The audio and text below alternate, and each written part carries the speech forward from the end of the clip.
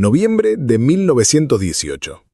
En las trincheras embarradas, el sonido de los fusiles se apaga de golpe, como si el mundo hubiera contenido el aliento. Alemania, agotada hasta la médula, firma el armisticio.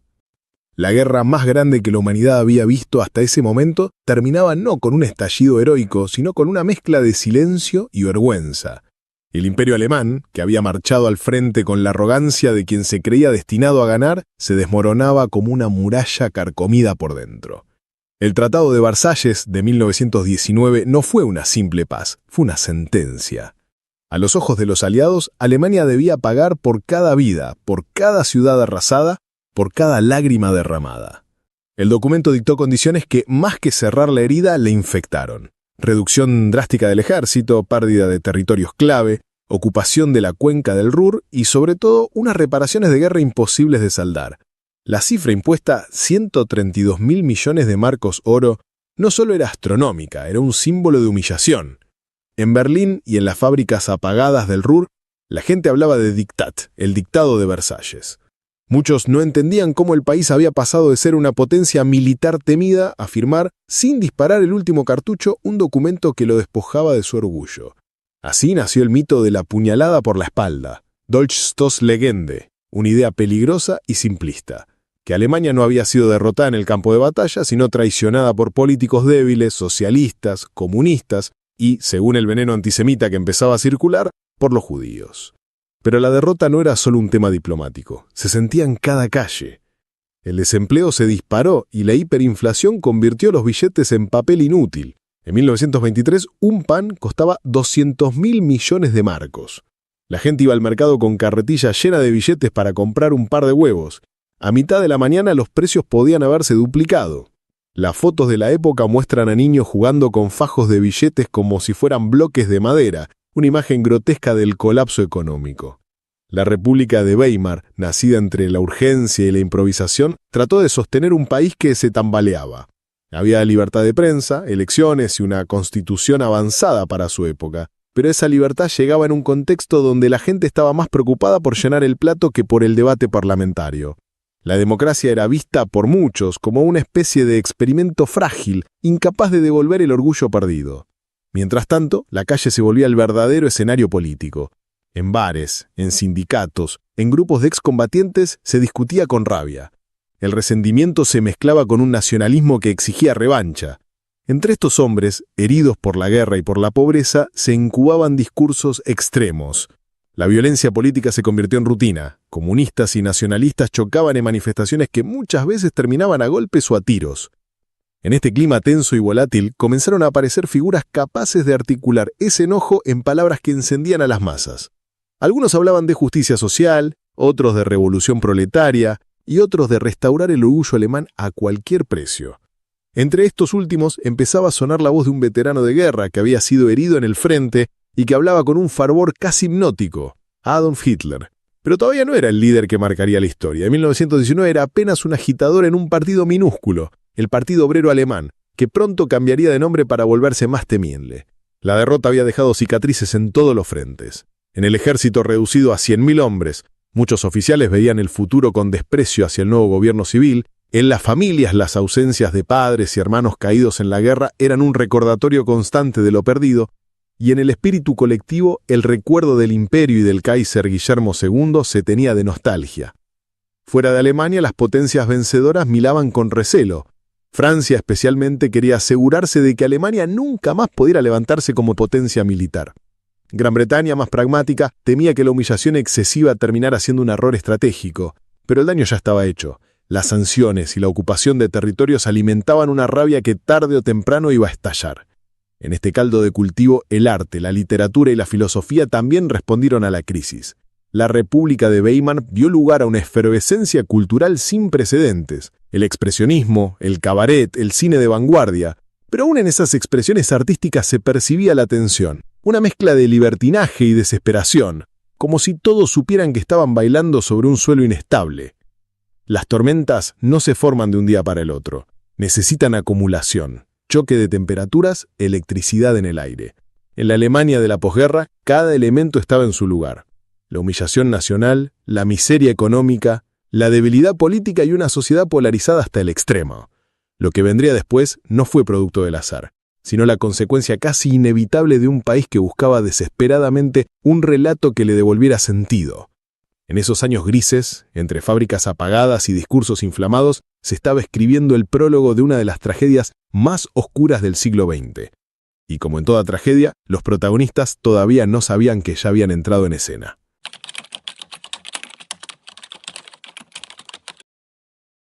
La guerra había terminado, pero en Alemania la paz no llegó con flores, sino con el peso sofocante de un tratado que se sintió más como una sentencia que como un armisticio. El Tratado de Versalles, firmado en 1919, se presentó ante el mundo como el cierre definitivo del conflicto. Sin embargo, en las calles de Berlín, Múnich o Hamburgo era visto como una humillación indecorosa. Las cláusulas eran despiadadas, reparaciones económicas que drenaban las arcas, pérdida de territorios que amputaban el mapa y, quizá lo más doloroso, la etiqueta oficial de culpable que se incrustó en el orgullo nacional como una espina envenenada. La economía se desplomó. El marco alemán, antes símbolo de estabilidad, se convirtió en papel sin valor. En pocos años, una barra de pan podía costar millones de marcos. Los billetes se imprimían con números cada vez más absurdos y las familias llevaban fajos de dinero en carretillas para comprar lo mínimo. Los ahorros de generaciones enteras se evaporaron como agua sobre asfalto caliente. La inflación no era solo una cifra económica, era un monstruo cotidiano que devoraba la seguridad y empujaba a la desesperación. En las ciudades, las colas para conseguir alimentos eran interminables. El trueque volvió como en tiempos preindustriales. Un abrigo podía cambiarse por unas bolsas de carbón, un reloj de oro por unas semanas de comida. Los más viejos, que recordaban la solidez del imperio alemán, miraban incrédulos cómo su nación parecía desintegrarse ante sus ojos. Los jóvenes, que no habían conocido otra cosa que la guerra y la derrota, crecían alimentando un rencor amargo hacia el orden impuesto por las potencias vencedoras. En este caldo de cultivo, las heridas del frente no cicatrizaron. Los soldados que habían regresado del campo de batalla lo hicieron con el cuerpo roto y el alma marcada. Muchos encontraron que no había lugar para ellos, fábricas cerradas, oficios saturados, un país que parecía no necesitar de quienes habían derramado su sangre en su nombre. Algunos se unieron a las Freikorps, milicias paramilitares que no aceptaban el nuevo orden y que, armadas y con ideologías extremas, comenzaron a ser un actor inquietante en las calles. La política no ofrecía estabilidad. La joven República de Weimar, nacida tras la caída del Kaiser, intentaba sostenerse en un terreno movedizo. Cada semana parecía traer un nuevo escándalo, una protesta o un golpe fallido. La izquierda comunista y la derecha nacionalista se disputaban el alma de la nación en un enfrentamiento sin tregua. Las huelgas paralizaban industrias enteras, mientras los discursos incendiarios llenaban cervecerías y plazas. En las conversaciones de café y en los bares surgía un tema recurrente: el mito de la puñalada por la espalda. Según esta narrativa, Alemania no había sido realmente derrotada en el campo de batalla, sino traicionada desde adentro por políticos cobardes, banqueros y minorías señaladas con odio. No era una verdad histórica, pero caló profundo. Y en tiempos de crisis, los mitos peligrosos encuentran terreno fértil para crecer. Ese resentimiento no era solo hacia afuera contra Francia, Inglaterra o Estados Unidos, sino hacia adentro, contra quienes se percibían como los responsables de la humillación. En las mentes de muchos, la derrota había sido una vergüenza que debía corregirse. Y corregirla, para algunos, significaba no solo restaurar el orgullo, sino recuperar un poder que creían perdido por culpa de la debilidad de sus líderes. Mientras tanto, en los márgenes, comenzaban a aparecer figuras que entendían perfectamente cómo manipular esa rabia. Hombres que sabían transformar el descontento en un discurso simple, claro y lleno de enemigos visibles, hombres que ofrecían a una sociedad en ruinas no datos ni explicaciones complejas, sino culpables fáciles y promesas de redención. En ese ambiente cargado, cada crisis económica, cada huelga, cada afrenta internacional se convertía en una chispa más, y el polvo estaba tan seco, tan inflamable, que tarde o temprano alguien la iba a prender fuego. Alemania, a comienzos de los años 20, no era un país en paz. Era una nación suspendida entre la desesperación y la ira. Y en esa mezcla tan volátil como el humo de un barril de pólvora, estaba germinando algo que cambiaría la historia. No fue de un día para el otro, no fue con un único discurso ni un solo evento, fue un goteo constante, un murmullo que se convirtió en coro y luego en grito.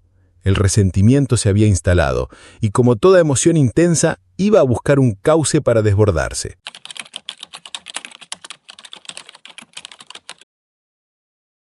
Las cervecerías de Múnich no eran solo lugares para beber y charlar. En los años 20 eran verdaderas ágoras populares. En ellas se mezclaban veteranos de guerra con obreros, comerciantes arruinados con estudiantes impacientes, todos buscando una voz que les diera sentido a su malestar. El aroma a cerveza y humo de tabaco impregnaba las paredes, y entre jarras y discusiones se cocinaban ideas que, en otro tiempo, habrían quedado encerradas en tertulias marginales, pero que en esa Alemania rota encontraban público atento. Fue en ese ambiente que apareció un hombre que no llamaba demasiado la atención por su físico, pero sí por su manera de hablar: Adolf Hitler. Un veterano austríaco que había combatido en el frente occidental había encontrado en el Partido Obrero Alemán, un grupo pequeño y casi irrelevante, el escenario para pulir su talento más peligroso, el de transformar resentimiento en fervor. Hitler no hablaba como un político profesional. No usaba tecnicismos ni se perdían cifras. Gritaba, gesticulaba, aceleraba y frenaba, arrastrando a la audiencia con una cadencia que pasaba de la indignación a la esperanza en cuestión de segundos. Hablaba de traiciones, de enemigos internos, de la grandeza perdida de Alemania y de un futuro glorioso que estaba al alcance si el pueblo se unía detrás de un líder decidido. La cerveza hacía su trabajo aflojando las lenguas, pero era su voz la que dejaba a la gente en silencio, clavada en cada palabra. En aquellas reuniones, que a veces reunían apenas unas decenas y otras llenaban salones enteros, Hitler comenzó a construir una imagen de sí mismo como alguien que no temía decir lo que otros callaban. La política de la República de Weimar, con sus interminables debates parlamentarios, parecía distante y tibia. Él, en cambio, ofrecía certezas simples. Los culpables estaban identificados, el remedio era claro y la victoria posible si el pueblo se unía detrás de un líder decidido.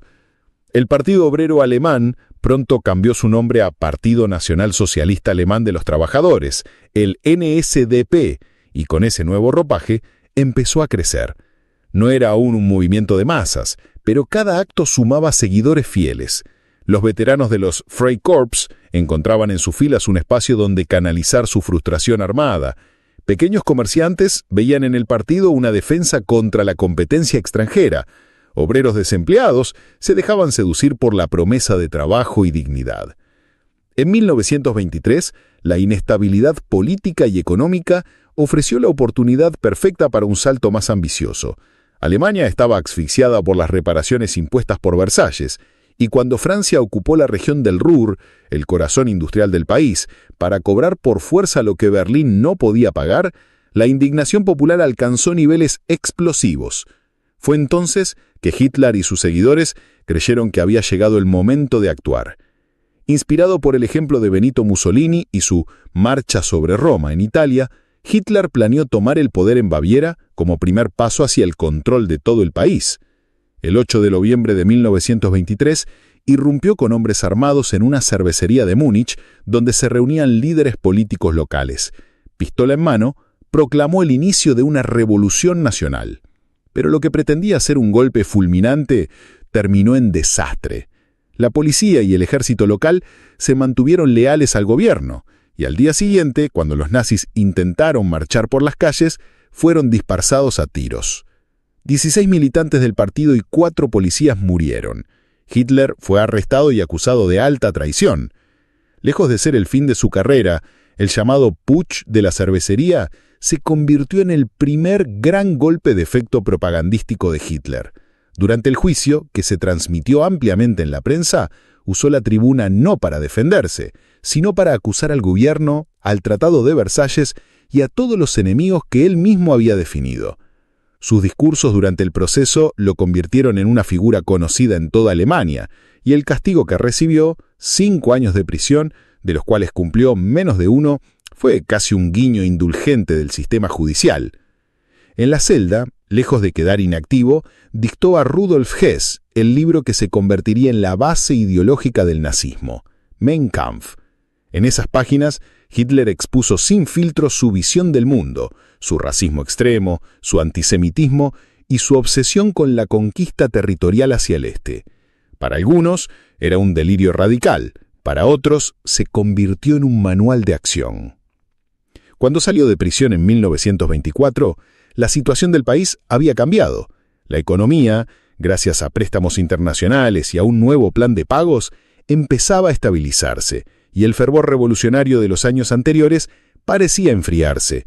Hitler comprendió que no podía tomar el poder por la fuerza, al menos no todavía, así que reorganizó el partido para entrar en la arena política de manera legal. Las cervecerías siguieron siendo su base de operaciones, pero ahora el mensaje incluía una estrategia más paciente, usar las reglas del sistema para llegar al poder y, una vez allí, cambiar esas reglas para siempre. El agitador de cervecerías había aprendido su primera gran lección. En Alemania, las masas podían conquistarse con palabras encendidas, pero el poder verdadero requería algo más que discursos y desfiles armados. Sin embargo, la semilla ya estaba plantada. Los hombres y mujeres que lo habían escuchado en aquellas salas llenas de humo no olvidaron su mensaje. Esperaban, como él, la próxima crisis que abriera la puerta. Y la historia, como siempre, se encargaría de dársela.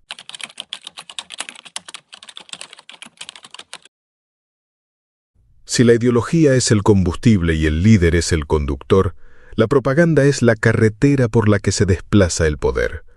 El nazismo entendió esto con una precisión quirúrgica y una disciplina obsesiva. Joseph Goebbels, un hombre de apariencia frágil pero de verbo afilado, supo convertir la comunicación política en un arma de guerra tan letal como cualquier fusil. No solo hablaba de convencer, hablaba de moldear realidades, de crear un universo simbólico donde las mentiras pudieran convertirse en verdades aceptadas y las verdades incómodas pudieran desaparecer bajo una luz de imágenes, canciones y consignas. Cuando Goebbels asumió el Ministerio de Propaganda en 1933, Alemania ya estaba impregnada de un clima de agitación nacionalista. Pero faltaba algo, una narrativa única, cerrada, que alineara emociones y pensamientos hacia un mismo objetivo. Y allí entró en juego su genio perverso. Entendió que no bastaba con lanzar mensajes, había que tejer una experiencia total. El nazismo debía sentirse, escucharse, verse, respirarse. Cada ciudadano debía vivir dentro de una burbuja informativa cuidadosamente diseñada. La radio se convirtió en su primer gran aliado. En un país donde no todos podían comprar un aparato, el régimen impulsó la producción masiva de receptores baratos, el llamado Volksempfänger, o receptor del pueblo. No tenían gran alcance, pero eso era parte del plan. Sintonizaban exclusivamente las emisoras oficiales. Goebbels lo sabía. La radio era íntima, entraba en las casas, en las cocinas, en las habitaciones, y con ella entraba la voz del Führer, con su tono pausado que escalaba hasta la euforia calculada. No había lugar para otras versiones de la historia. El cine fue su segundo pilar, pero no como mero entretenimiento. Las películas no solo distraían, educaban en la obediencia y en el mito. Productores y directores, muchos de ellos bajo presión o fervorosos creyentes, crearon obras que glorificaban la grandeza alemana, demonizaban al enemigo y transformaban el antisemitismo en parte del paisaje cultural. Obras como El triunfo de la voluntad, de Leni Riefenstahl, elevaron los congresos del partido a la categoría de epopeyas. Las cámaras, colocadas con obsesión estética, mostraban masas perfectas, uniformadas, marchando como si fueran una sola voluntad. El mensaje era claro. En esa marea humana no había espacio para el individuo, solo para el colectivo que avanzaba hacia un destino supuestamente glorioso.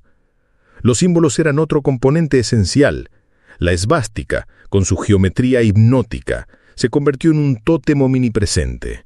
Banderas, brazaletes, edificios, uniformes, todo repetía el mismo patrón visual.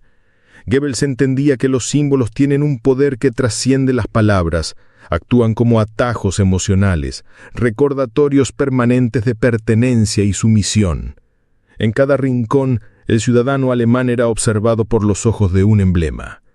El mito fue la argamasa que unió todos estos elementos. La narrativa oficial reconstruyó el pasado como una línea directa hacia el presente del Tercer Reich. La Primera Guerra Mundial, presentada como una traición interna más que como una derrota militar. La crisis económica como consecuencia de conspiraciones externas. El pueblo alemán como una raza destinada a liderar. Era una historia donde cada capítulo conducía inevitablemente a Hitler como salvador. Pero esta maquinaria no funcionaba solo a través de la repetición, jugaba con las emociones, en especial con el miedo y el orgullo.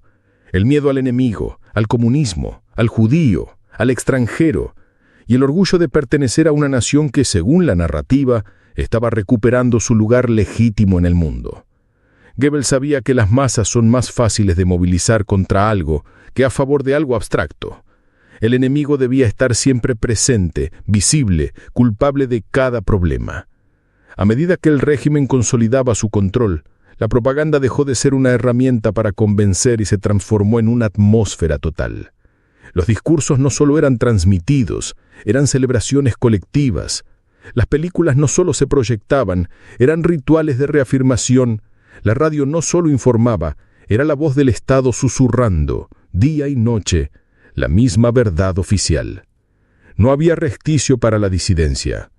Este sistema no se sostenía solo por la genialidad táctica de Goebbels. También se apoyaba en la censura brutal y en la represión directa. Los periódicos independientes fueron cerrados o absorbidos, los escritores críticos silenciados o exiliados.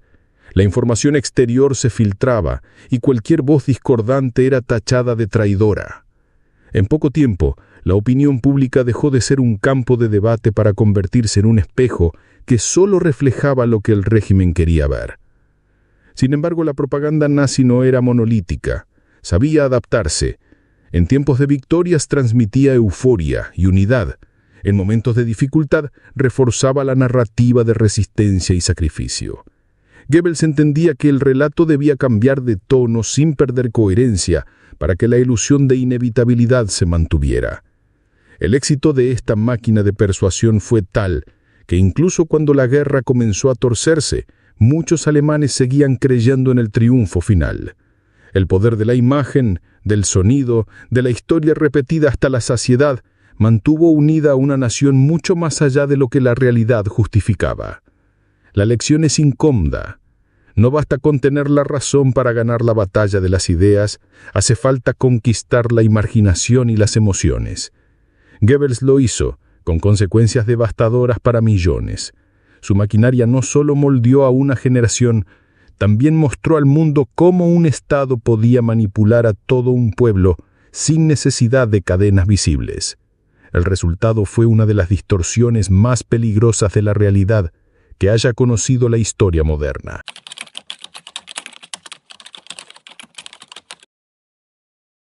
Tras salir de prisión en 1924, Hitler no era el mismo agitador que había encabezado el fallido Putsch de Múnich. Había aprendido una lección clave. Tomar el poder por la fuerza no era posible en la Alemania de la República de Weimar, pero ganarlo desde adentro, utilizando las propias herramientas del sistema democrático, podía ser no solo factible, sino incluso más eficaz. La cárcel lo había convertido en un político más calculador, más paciente y sobre todo más consciente del valor de la legalidad como fachada. En ese tiempo, Alemania seguía navegando en aguas turbulentas. La década de 1920 trajo un breve respiro económico gracias al Plan Dawes y a cierta estabilización monetaria, pero fue una calma engañosa. Las heridas de la Primera Guerra Mundial no habían cicatrizado, el resentimiento por el Tratado de Versalles seguía vivo, y la política se fragmentaba en una maraña de partidos incapaces de cooperar. En ese escenario, los nazis se presentaban como una fuerza disciplinada y con un mensaje claro, algo que, en medio del caos, resultaba atractivo para sectores crecientes de la población. Hitler reorganizó el partido con mano firme. La estructura del NSDAP se transformó en una maquinaria electoral moderna, con jerarquías claras, secciones regionales y un aparato de propaganda coordinado por Goebbels. Las SA, las tropas de asalto, seguían desfilando y amedrentando a opositores, pero la estrategia principal dejó de ser el enfrentamiento callejero para convertirse en la conquista sistemática de escaños en el Reichstag. El crack de Wall Street en 1929 fue el punto de inflexión. La crisis económica golpeó de lleno a Alemania, millones de desempleados, bancos en quiebra y una sensación de desesperanza generalizada. Las promesas democráticas se vaciaban de contenido mientras los extremos ganaban terreno. Los comunistas, por un lado, ofrecían una revolución obrera, los nazis, por el otro, un retorno al orgullo nacional y un enemigo común al que culpar. La polarización fue el caldo de cultivo perfecto. En las elecciones de 1930, el NSDAP pasó de ser una fuerza marginal a convertirse en la segunda más grande del Parlamento, con 107 escaños. Hitler aún no tenía el poder, pero ya era una figura nacional. Y con cada crisis, con cada gobierno de coalición que colapsaba, su discurso ganaba credibilidad. En 1932, las elecciones presidenciales lo enfrentaron directamente con Paul von Hindenburg. Hitler perdió, pero obtuvo más del 35% de los votos, consolidándose como un líder de masas. La política alemana, atrapada en su propia inestabilidad, abrió la puerta a la tragedia. Las intrigas entre conservadores, industriales y militares buscaban utilizar a Hitler como herramienta para frenar al comunismo, convencidos de que podrían controlarlo. El vicepresidente Franz von Papen fue uno de los arquitectos de ese plan ingenuo. Negociaciones, pactos secretos y maniobras palaciegas terminaron por colocar a Hitler en el centro de la jugada. El 30 de enero de 1933, el presidente Hindenburg lo nombró canciller de Alemania. La escena fue sobria, sin grandes discursos incendiarios, sin multitudes enardecidas. La legalidad envolvía el acto como una capa tranquilizadora. Para muchos alemanes, aquello era simplemente un cambio de gabinete. Para otros, la esperanza de un gobierno fuerte que trajera orden. Para unos pocos, una señal de alarma. Pero lo que siguió demostró la velocidad con que la democracia puede ser desmantelada desde dentro. Apenas semanas después, el incendio del Reichstag en febrero de 1933, cuya autoría aún es debatida, pero que el régimen aprovechó al máximo, sirvió como pretexto para aprobar el decreto del incendio del Reichstag. Esta medida suspendió derechos fundamentales, libertad de prensa, de reunión y de expresión. Bajo el argumento de combatir al comunismo, la represión se volvió legal. En marzo, la ley habilitante terminó de sellar el destino de la República de Weimar. Con ella, el gobierno podía dictar leyes sin la aprobación del Parlamento, incluso contrarias a la Constitución. Era la herramienta perfecta para concentrar todo el poder en las manos del Führer. Lo notable es que fue aprobada siguiendo procedimientos legales, votada en un Reichstag rodeado por la CSA y bajo una presión insoportable, pero votada al fin. En menos de 6 meses, la maquinaria democrática había sido vaciada de contenido, sustituida por una dictadura que todavía conservaba las formas institucionales para dar una ilusión de continuidad. Los partidos opositores fueron prohibidos, los sindicatos absorbidos por el Frente Alemán del Trabajo y cualquier resquicio de autonomía política quedó disuelto. La democracia alemana no cayó con un golpe de Estado clásico. Murió lentamente, firmando su propia sentencia con leyes y decretos, cediendo libertades en nombre de la seguridad y el orden. Y mientras tanto, la propaganda de Goebbels celebraba cada paso como una victoria del pueblo, no como una derrota de sus derechos. Lo inquietante es que para muchos ciudadanos la transición no fue traumática.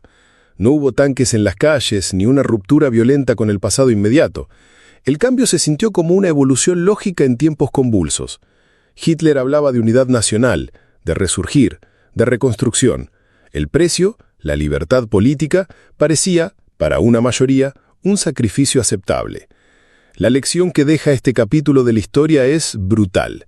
Los sistemas democráticos no solo pueden ser destruidos desde afuera, sino que pueden autodestruirse cuando los actores internos utilizan las reglas para vaciarlas de sentido. Y cuando eso ocurre, la restauración es casi imposible sin un colapso total.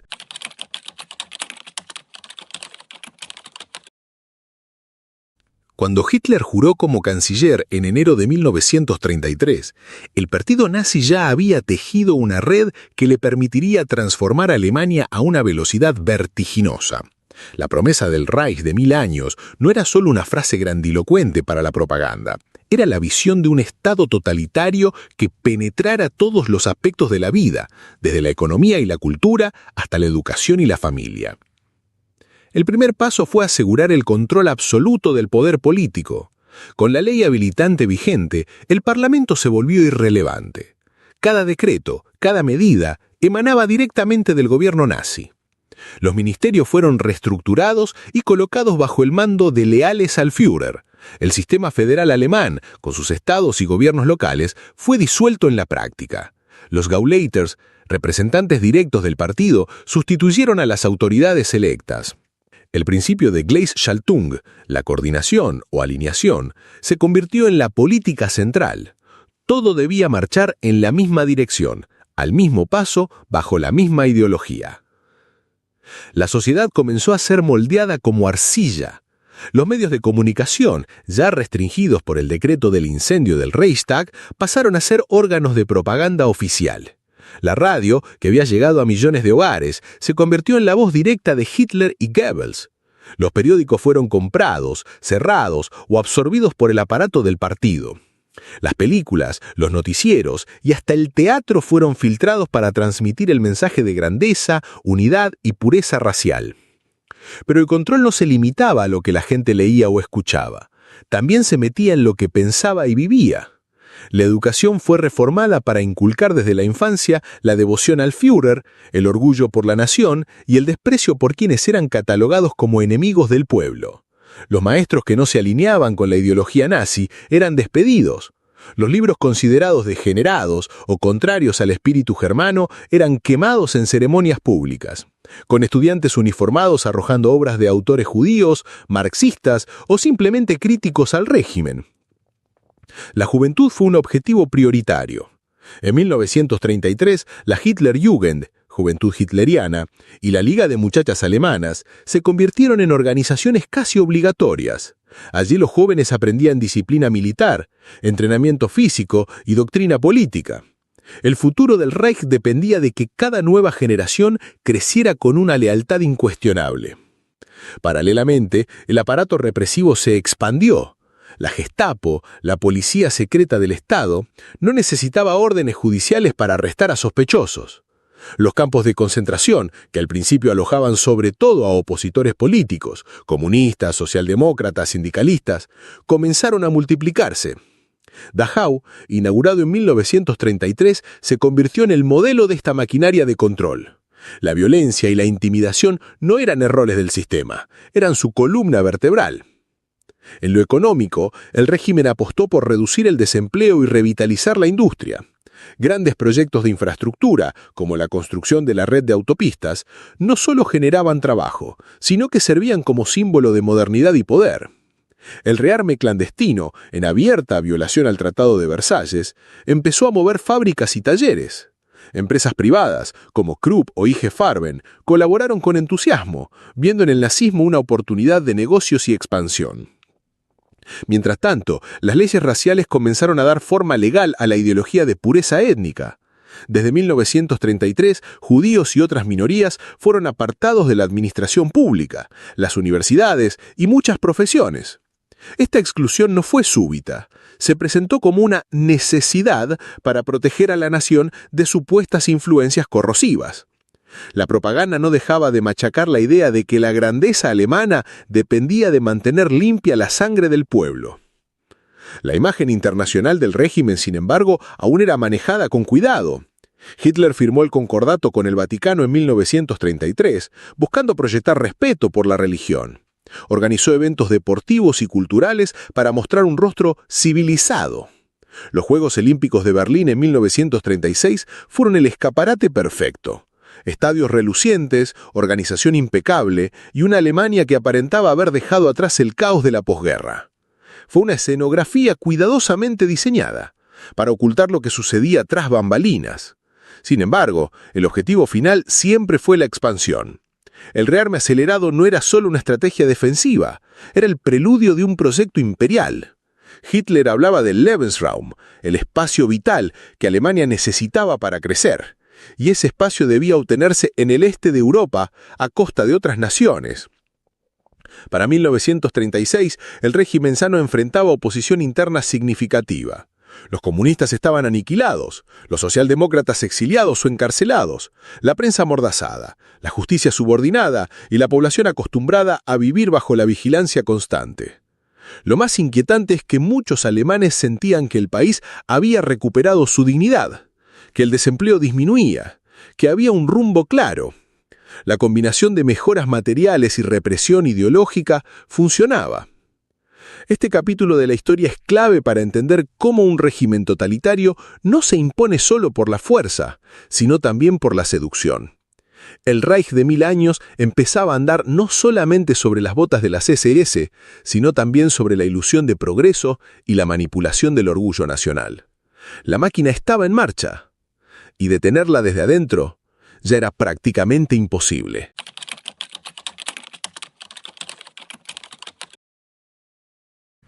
Cuando el partido nazi alcanzó el poder, no se conformó con controlar el gobierno. Su objetivo era moldear la sociedad entera hasta convertirla en un espejo de su ideología. Y para eso no bastaba con leyes y discursos. Había que crear un sistema capaz de vigilar, castigar y sobre todo educar a cada ciudadano en la obediencia absoluta.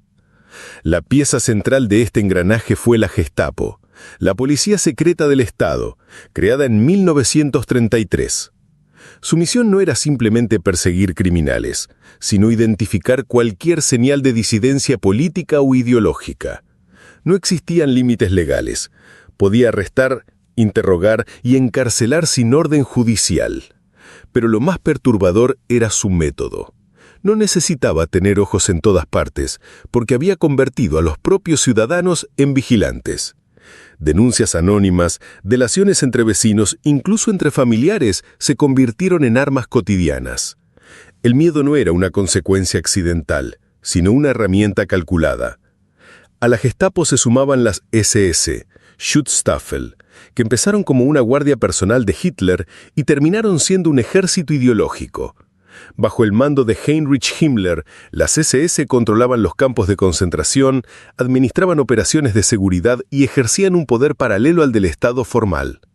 Su lealtad no era a Alemania como nación, sino a la idea racial y política del nazismo.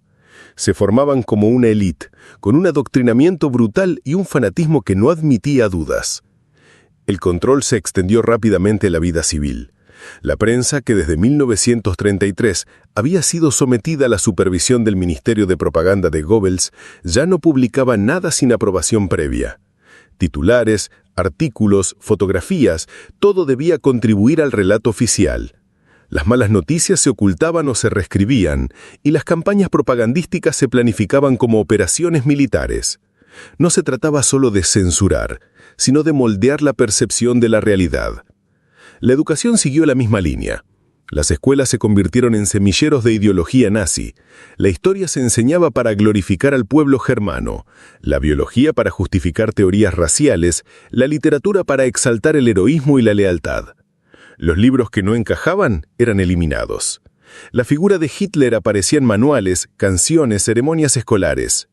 Los maestros, obligados a jurar lealtad al Führer, sabían que cualquier vacilación podía costarles la carrera o la libertad. La justicia también dejó de ser un poder independiente. Los jueces recibían directrices políticas y entendían que su función ya no era interpretar la ley, sino aplicarla como instrumento del régimen.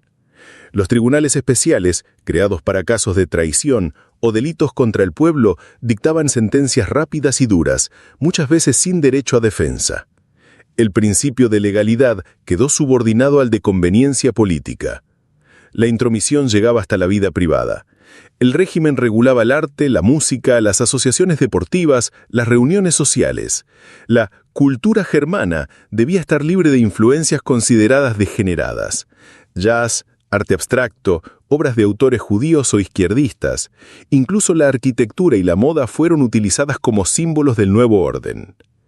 En el hogar, las organizaciones del partido, como la Liga de Mujeres Alemanas, promovían el rol de la mujer como madre y guardiana de la pureza racial, mientras la propaganda celebraba las familias numerosas racialmente puras como pilar del Reich. Lo más inquietante era que todo este control no se percibía siempre como opresión. Para muchos, la vigilancia constante se justificaba como garantía de seguridad, la censura como un medio para evitar confusión, la educación ideologizada como formación patriótica. El Estado totalitario funcionaba porque había logrado confundir la noción de bien común con la obediencia ciega. En este contexto, la resistencia interna era mínima y extremadamente peligrosa.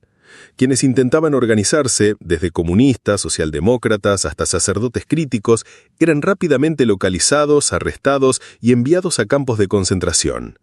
La represión no necesitaba masacres visibles para ser efectiva.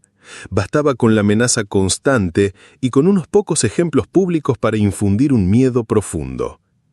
Para 1936, el aparato de control estaba tan arraigado que Alemania funcionaba como una única estructura, donde partido y Estado eran indistinguibles.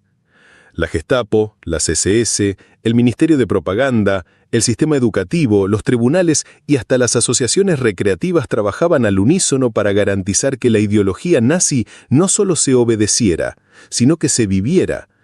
El sueño del Reich de 1000 años no era únicamente militar o político, era social, cultural, mental.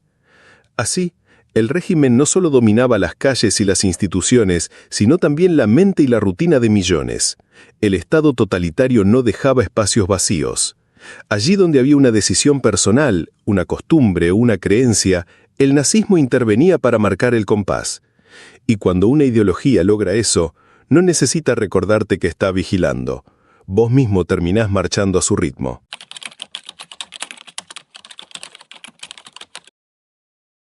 Cuando Hitler asumió el poder, Alemania todavía vivía bajo las sombras del Tratado de Versalles.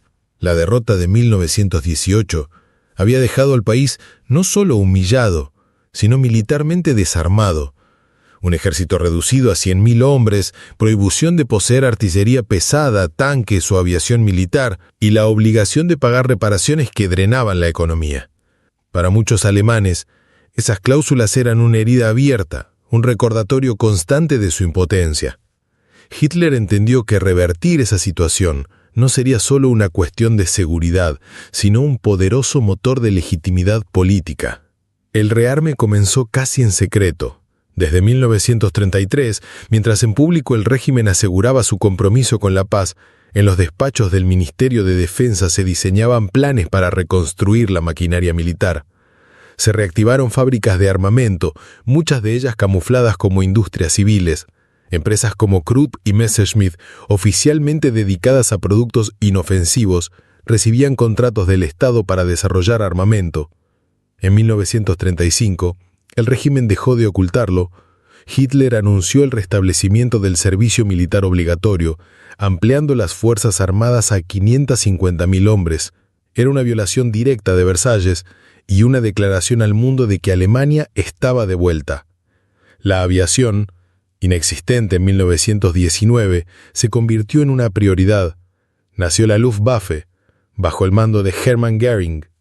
Con cazas como el Messerschmitt Bf-109 y bombarderos como el Henkel H-111 que, en pocos años, serían el núcleo de la guerra relámpago. En tierra, la Wehrmacht modernizaba su estructura. Tanques Panzer, artillería móvil y tácticas de coordinación entre fuerzas que rompían con la guerra estática de trincheras. En el mar, la Kriegsmarine planificaba una flota capaz de desafiar a las potencias navales, con submarinos y acorazados como el Bismarck. Pero el rearme no era solo militar, se integraba a una estrategia económica y social. El régimen lanzó masivos programas de obras públicas, con la construcción de autopistas, las célebres Autobahnen, como símbolo de modernidad y unidad nacional. Estas obras no solo mejoraban la infraestructura, sino que servían de escenario propagandístico. Imágenes de Hitler inaugurando carreteras o visitando fábricas eran presentadas como prueba tangible de un liderazgo que devolvía orgullo y trabajo al pueblo. La reducción del desempleo fue uno de los triunfos propagandísticos más efectivos del régimen. En apenas 4 años, las cifras oficiales, manipuladas, pero con un impacto real en la vida cotidiana, mostraban que el paro había caído drásticamente. Parte de esa milagrosa recuperación se debía a que cientos de miles de hombres jóvenes eran absorbidos por el servicio militar o por las organizaciones de trabajo obligatorio, como el Reichsarbeitsdienst, servicio de trabajo del Reich, donde la juventud construía carreteras, limpiaba tierras y participaba en proyectos agrícolas. El rearme también era ideológico. La propaganda presentaba a las Fuerzas Armadas como el corazón del nuevo Reich, guardianes de la pureza racial y la grandeza nacional. La figura del soldado alemán se elevaba como modelo de disciplina, sacrificio y virilidad. Las juventudes hitlerianas servían como cantera de reclutas, chicos que, desde los 10 años, aprendían a marchar, manejar armas y asumir que su destino estaba ligado al del Führer. A nivel internacional, el rearme generó tensión pero también desconcierto. Gran Bretaña y Francia, desgastadas por la Gran Guerra y atrapadas en políticas de apaciguamiento, protestaban pero evitaban confrontar directamente.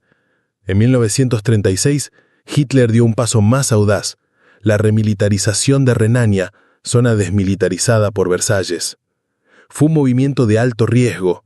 Si Francia hubiera respondido militarmente, el ejército alemán, aún en construcción, difícilmente habría resistido, pero el silencio de las potencias validó su audacia. Ese éxito fortaleció el mito interno de que el régimen podía desafiar el orden impuesto en 1919 y salir victorioso. A partir de entonces, la máquina militar y la maquinaria propagandística avanzaron en sincronía. Cada desfile, cada demostración aérea, cada lanzamiento de un nuevo tanque era presentado como un acto de justicia histórica. Sin embargo, el rearme no era solo un plan para recuperar el orgullo, era la antesala de un conflicto. Hitler no concebía el poder militar como un fin en sí mismo, sino como una herramienta para conquistar territorio y asegurar el Lebensraum, el espacio vital que, según la ideología nazi, Alemania necesitaba para sobrevivir y expandirse.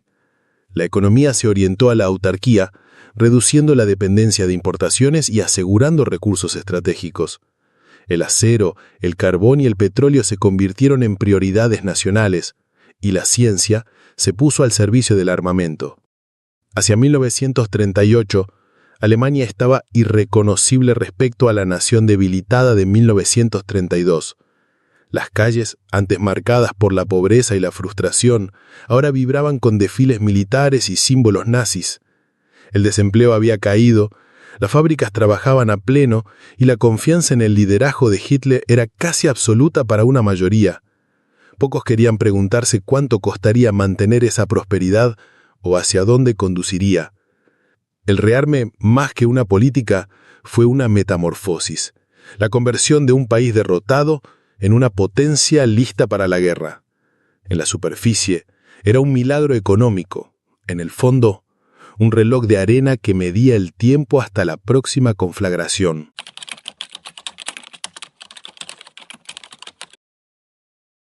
En marzo de 1938, el mapa de Europa empezó a temblar sin que todavía se escucharan los cañones. No fue una explosión súbita, sino una marea que subió lenta pero imparable. Austria, tierra de valses y viejos imperios, despertó una mañana para descubrir que su frontera con Alemania ya no existía. Lo que en los papeles se presentó como el Anschluss, la unión de dos pueblos hermanos, fue en realidad una operación meticulosamente diseñada por Hitler para expandir su poder sin disparar un tiro. La inestabilidad política en Viena jugó a favor de Berlín. El canciller austríaco Kurt Schuschnigg intentó resistir convocando a un plebiscito, confiado en que la mayoría preferiría seguir siendo austríaca. Pero Hitler no iba a dejar que las urnas definieran su plan. En cuestión de días, la presión diplomática se convirtió en amenaza militar. Tropas alemanas cruzaron la frontera el 12 de marzo y fueron recibidas con banderas, vítores y flores, aunque esa imagen romántica ocultaba la presencia intimidante de las SA y la Gestapo. En las plazas, el júbilo popular era real para algunos, obligado para otros, pero en la radio solo se transmitía una idea: Alemania y Austria eran una sola nación. El éxito del Anschluss fortaleció a Hitler y envió un mensaje inquietante a las demás capitales europeas. El Führer sabía cómo conseguir territorios sin provocar una guerra inmediata. El siguiente objetivo estaba más al este, en la joven y frágil Checoslovaquia. Allí, en la región de los Sudetes, vivía una numerosa minoría de habla alemana. Para el régimen nazi, esas comunidades eran la excusa perfecta para agitar el nacionalismo y exigir cambios de frontera. Joseph Goebbels puso en marcha la máquina propagandística. Periódicos, noticieros y discursos pintaban a los alemanes sudetes como víctimas de un gobierno checo hostil. Las tensiones crecieron y para 1938 la situación se volvió una crisis internacional. La clave de la partida estaba en el despacho del primer ministro británico, Neville Chamberlain, y en el de su par francés, Edouard Daladier. Ninguno quería revivir la carnicería de la Primera Guerra Mundial, así que estaban dispuestos a negociar, incluso si eso significaba ceder. En septiembre de 1938 se celebró la Conferencia de Múnich. Fue una reunión decisiva. Chamberlain, Daladier, Mussolini y Hitler se sentaron a decidir el futuro de Checoslovaquia sin invitar a los propios checos. El resultado fue el famoso Acuerdo de Múnich, que autorizó a Alemania a ocupar los Sudetes bajo la promesa, palabra de Hitler, de no reclamar más territorios. Chamberlain regresó a Londres agitando un papel y declarando que traía paz para nuestro tiempo. La multitud lo ovacionó, pero esa paz estaba escrita sobre arena. En octubre las tropas alemanas entraron en los Sudetes sin encontrar resistencia, pero Hitler no había terminado. En marzo de 1939, en un movimiento que dejó en ridículo a las potencias occidentales, ocupó el resto de Checoslovaquia. Ya no había excusas étnicas ni retóricas de reunificación, era una invasión lisa y llana. El mensaje era claro. El Führer no negociaba por última vez, siempre había un siguiente paso. Para entonces, el clima en Europa era irrespirable. Polonia, situada entre la ambición alemana y la desconfianza soviética, se convirtió en el próximo objetivo. En Berlín, los preparativos militares se aceleraban mientras se tejía un pacto inesperado, el Pacto Ribbentrop-Molotov, firmado en agosto de 1939, por el cual Alemania y la Unión Soviética acordaban no agredirse mutuamente y, en secreto, repartirse Polonia. Las calles de Berlín hervían de desfiles, consignas y una sensación de invencibilidad. El régimen se presentaba como imparable, capaz de recuperar lo que llamaban territorios perdidos y expandir las fronteras del Reich como si la geografía fuera arcilla. La maquinaria militar ya estaba lista, la propaganda había justificado cada paso y la diplomacia había fallado en contener la expansión. El tablero estaba armado y solo quedaba que alguien moviera la primera ficha.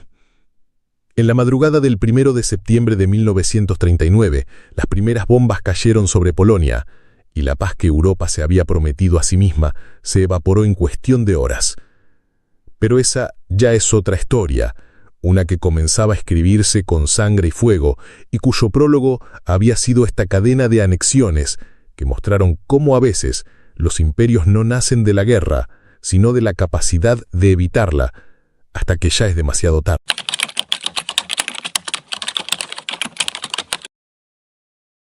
El amanecer del 1 de septiembre de 1939 no trajo noticias rutinarias ni rumores diplomáticos. Trajo el estruendo de la guerra. A las 4:45 de la madrugada, la artillería alemana abrió fuego sobre la base polaca de Westerplatte, mientras la Luftwaffe rugía en el cielo y columnas de tanques Panzer atravesaban la frontera.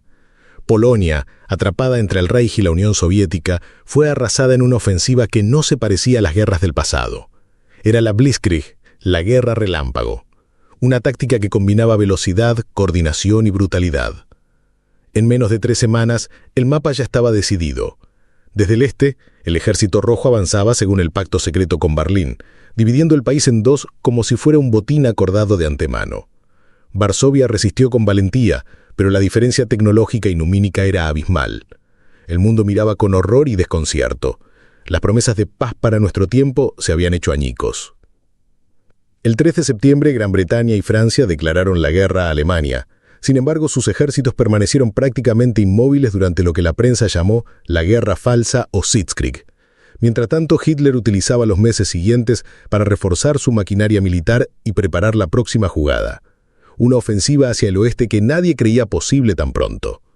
El 10 de mayo de 1940, la calma aparente se rompió. En cuestión de horas, la Wehrmacht invadió Bélgica, Países Bajos y Luxemburgo, no solo para ganar territorio, sino para flanquear la fortificada línea Maginot francesa. Los paracaidistas alemanes descendieron sobre puentes estratégicos, los Panzer cruzaron ríos y bosques que se creían intransitables, y la Luftwaffe castigó sin descanso las posiciones enemigas. En menos de una semana, los Países Bajos se rindieron tras el devastador bombardeo de Rotterdam. El golpe maestro fue el avance por las Ardenas, un terreno que los mandos franceses consideraban poco apto para tanques. Allí los blindados de Heinz-Guderian rompieron las líneas aliadas y desataron el pánico. En apenas días, el frente se desmoronó y cientos de miles de soldados británicos y franceses quedaron atrapados en la costa, en Dunkerque. La Operación Dínamo logró evacuar a más de 330.000 soldados hacia Inglaterra gracias a una flota improvisada de buques militares y embarcaciones civiles. La retirada fue un milagro logístico, pero también una victoria moral para Hitler. Francia quedaba indefensa. El 14 de junio las tropas alemanas desfilaron por París. Menos de 6 semanas después del inicio de la ofensiva, Francia se rendía. Europa occidental estaba bajo control nazi. Dinamarca y Noruega ya habían caído en abril, asegurando el acceso estratégico al hierro sueco y a rutas navales clave. Bélgica, Países Bajos, Luxemburgo y Francia habían sido derrotados con una rapidez que asombró y aterrorizó al mundo. El Tercer Reich no solo se expandía, sino que parecía invencible. En julio de 1940, Hitler miró al único adversario que quedaba firme: Gran Bretaña. La invasión planeada, la Operación León Marino, dependía de destruir primero a la RAF, la Fuerza Aérea Británica. La batalla de Inglaterra comenzó con ataques masivos a aeródromos, radares y ciudades. Londres, Coventry y otras urbes se convirtieron en objetivos de la Luftwaffe, pero la resistencia británica, apoyada por el radar y la determinación de pilotos jóvenes, frenó el avance. El sueño de invadir las islas británicas se desvaneció, aunque los bombardeos, el Blitz, continuarían durante meses. Hitler, en la cima de su poder, dominaba gran parte del continente. Sus discursos resonaban como la voz de un conquistador moderno, proclamando un nuevo orden europeo. La bandera con la esvástica ondeaba desde el Atlántico hasta las fronteras de la URSS. Sin embargo, bajo la superficie, el mapa que parecía tan sólido empezaba a mostrar grietas. El esfuerzo logístico, la sobreextensión militar y las primeras señales de resistencia civil y armada eran presagios de que, aunque el fuego más intenso puede extinguirse, la historia dejaba claro que la siguiente fase de esta guerra no sería solo una cuestión de mapas, sino de ideologías.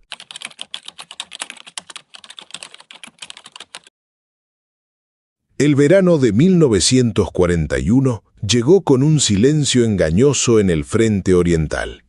Alemania y la Unión Soviética mantenían un pacto de no agresión desde 1939, un acuerdo cínico que había permitido a ambos expandirse sin interferencias.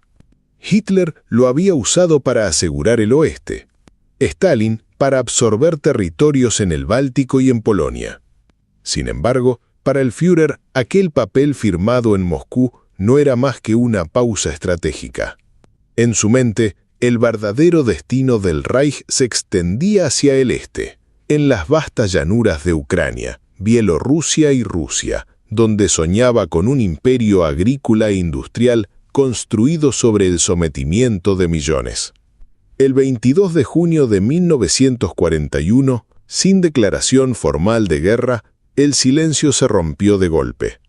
Más de 3 millones de soldados alemanes, apoyados por tanques, artillería, aviones y fuerzas aliadas de Italia, Rumania, Hungría y Finlandia cruzaron la frontera soviética.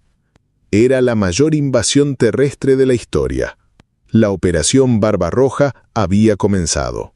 Las primeras horas fueron devastadoras para la URSS. Miles de aviones soviéticos fueron destruidos en tierra antes de poder despegar. Las divisiones fronterizas fueron cercadas y aniquiladas en cuestión de días. El avance alemán, dividido en 3 grandes grupos de ejército, se desplegó como un torbellino. Al norte, hacia Leningrado. Al centro, hacia Moscú. Al sur, hacia las fértiles tierras de Ucrania y los campos petroleros del Cáucaso. Hitler creía que en pocos meses la Unión Soviética colapsaría. Sus generales compartían en gran medida ese optimismo. Los soviéticos parecían desorganizados, mal equipados y mal dirigidos. Pero el tamaño del territorio y la capacidad de movilización del régimen comunista eran algo que ni la Wehrmacht ni la inteligencia alemana habían calculado con precisión. En el sur, la batalla por Kiev se convirtió en una de las mayores victorias alemanas. Más de 600.000 prisioneros soviéticos fueron capturados. En el norte, el cerco de Leningrado comenzaba a tomar forma, preludio de un asedio que duraría casi 900 días. En el centro, la ofensiva hacia Moscú avanzaba con un ritmo imparable, hasta que el otoño trajo el barro. El Rasputitsa, esa estación de caminos convertidos en lodazales, ralentizó tanques y camiones. La logística alemana empezó a resentirse. Stalin, que en un primer momento había quedado paralizado por la traición, reaccionó movilizando todos los recursos del Estado. La Gran Guerra Patria, como la propaganda soviética la bautizó, se convirtió en una cruzada nacional. Fábricas enteras fueron desmontadas y trasladadas al este, más allá del alcance alemán. Millones de hombres y mujeres se incorporaron a la producción y a las filas del Ejército Rojo. En octubre, la ofensiva final sobre Moscú, Operación Tifón, parecía el golpe definitivo. Las fuerzas alemanas cercaron ciudades como Viesma y Briansk, capturando a cientos de miles más. La capital soviética estaba a la vista, pero entonces llegó el invierno, temprano y brutal. Las temperaturas cayeron a menos 30 grados centígrados y la Wehrmacht, mal equipada para el frío extremo, comenzó a sufrir. Los motores se congelaban, las armas fallaban y las raciones escaseaban. Por primera vez desde 1939, el avance alemán se detuvo. El 5 de diciembre de 1941, el Ejército Rojo lanzó una contraofensiva. Tropas frescas, muchas procedentes de Siberia y entrenadas para el clima polar, empujaron a los alemanes lejos de Moscú. Fue un golpe psicológico enorme. La imagen de invencibilidad del Reich se resquebrajaba. La invasión, que Hitler había imaginado como una campaña de pocos meses, se convirtió en una guerra de desgaste titánica. Las bajas eran colosales en ambos lados. Los alemanes comenzaban a comprender que el frente oriental no sería una marcha triunfal, sino un infierno prolongado. Mientras tanto, en el otro extremo del mundo, Japón atacaba Pearl Harbor el 7 de diciembre de 1941, provocando la entrada de Estados Unidos en la guerra. El conflicto europeo se globalizaba definitivamente, y Alemania, que había declarado la guerra a Washington pocos días después, se encontraba enfrentada a un enemigo con recursos industriales prácticamente ilimitados. La Operación Barbarroja había incendiado el este, pero también había abierto una herida estratégica que nunca cicatrizaría. El Reich ahora combatía en múltiples frentes, contra enemigos que, poco a poco, aprenderían a coordinar sus golpes. El sueño de Hitler de conquistar el espacio vital en el este seguía vivo en su mente, pero en el terreno las primeras señales de un futuro desastre ya estaban presentes.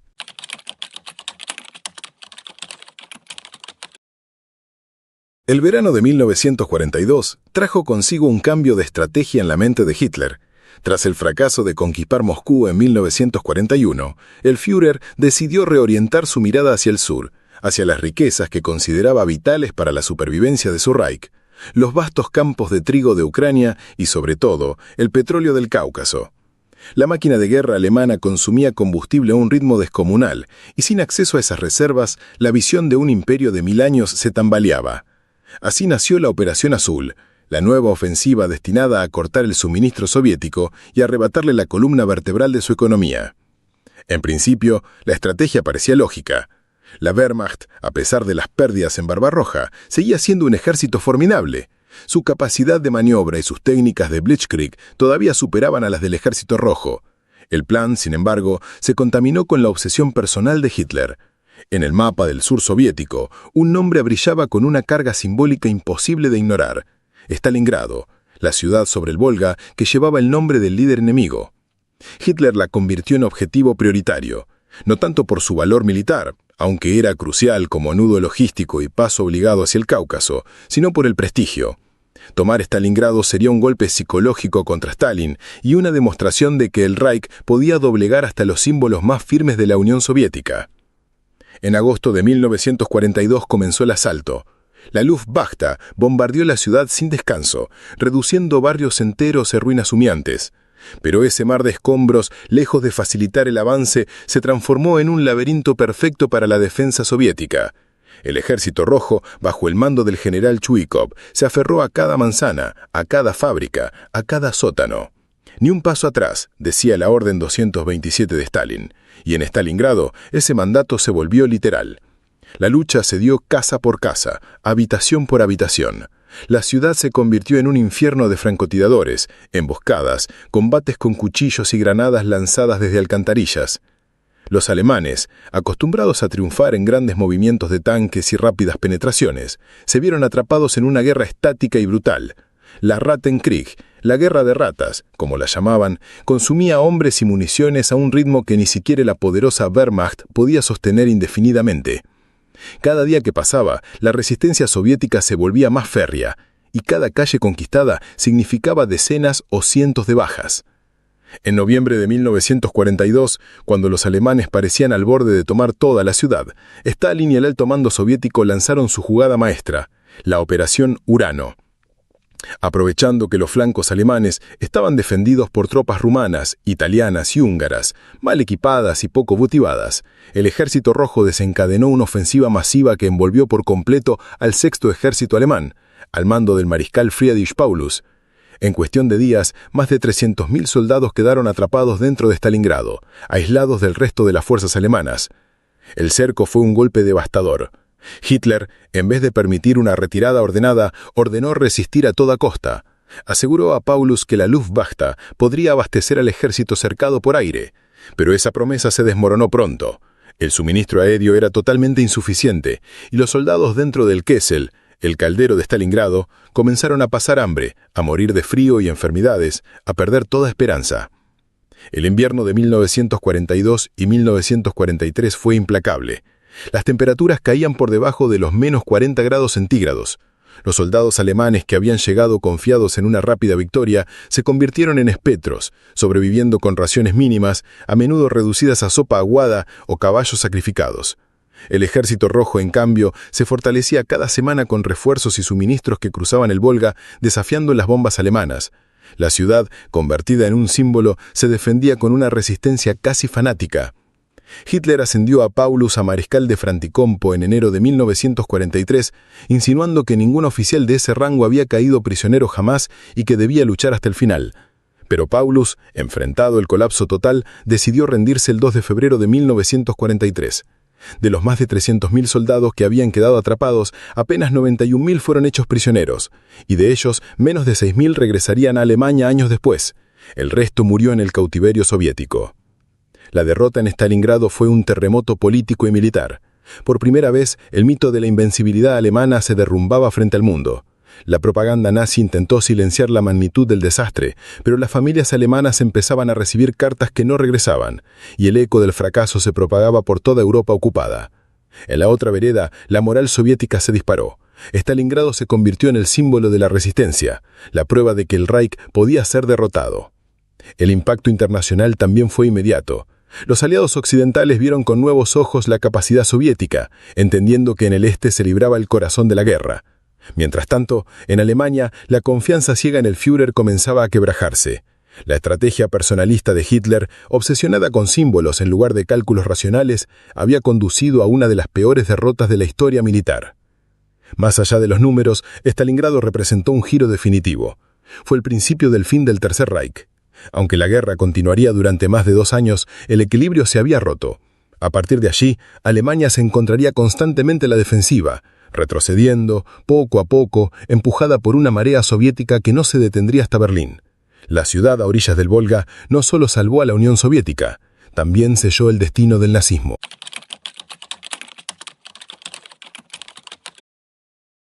Mientras en Stalingrado el ejército alemán se desangraba, en otra punta del mapa, la guerra seguía su propio curso. El norte de África, un escenario secundario al comienzo del conflicto, se había transformado en un tablero estratégico decisivo. Allí, en medio de dunas interminables, batallaban dos visiones opuestas del mundo. El sueño colonial y expansionista de Hitler y Mussolini contra el poder naval y logístico de Gran Bretaña y, poco después, de los Estados Unidos. Al frente de las fuerzas del eje estaba Erwin Rommel, el célebre zorro del desierto. Carismático, audaz, un maestro en el uso de tanques y maniobras rápidas, Rommel ganó fama con sus ofensivas relámpago que hicieron retroceder a los británicos hasta Egipto. Sus Panzer parecían imparables y su reputación lo convirtió en un mito, incluso respetado por sus enemigos. Pero por más brillante que fuera, Rommel no podía luchar contra una verdad más dura que la arena del Sahara: la distancia. Sus líneas de suministro eran demasiado largas y dependían de un Mediterráneo cada vez más dominado por la Royal Navy. Sin combustible, sin municiones suficientes, la eficacia alemana se iba diluyendo con cada kilómetro ganado. En octubre de 1942 llegó la primera gran ruptura, la batalla de El Alamein. Allí, bajo el mando del general británico Bernard Montgomery, el octavo ejército lanzó un contraataque demoledor. Fue una batalla de desgaste, sin la espectacularidad del Blitzkrieg, pero con un objetivo claro: detener a Rommel y expulsarlo del norte de África. Tras semanas de combate, el zorro del desierto tuvo que ordenar la retirada. Winston Churchill, siempre propenso a las frases inmortales, lo definió con precisión: antes de El Alamein, nunca habíamos tenido una victoria. Después de El Alamein, nunca tuvimos una derrota. Poco después, en noviembre de 1942, la Operación Torch llevó a las costas africanas a un nuevo jugador: Estados Unidos.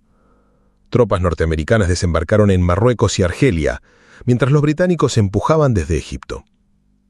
El eje quedó atrapado en un gigantesco movimiento de pinzas. En mayo de 1943, tras meses de resistencia, los restos del Afrika Korps y las fuerzas italianas se rindieron en Túnez. Más de 250.000 soldados del eje cayeron prisioneros. África, el vientre blando que Mussolini soñaba como base para su imperio, quedaba definitivamente en manos aliadas. La derrota en África abrió la puerta al siguiente paso: la invasión del sur de Europa. En julio de 1943, los aliados desembarcaron en Sicilia. El golpe fue tan contundente que provocó el colapso del régimen de Mussolini. El duce fue depuesto por su propio consejo y arrestado, mientras Italia negociaba en secreto la rendición.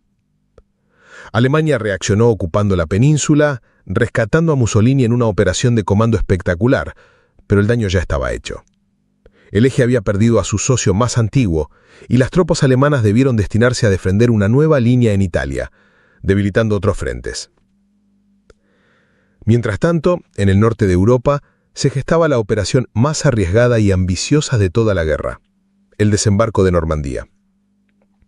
Para 1944, los aliados tenían claro que la única manera de derrotar definitivamente a Hitler era abrir un frente occidental y avanzar hacia el corazón de Alemania. La Unión Soviética lo exigía con insistencia.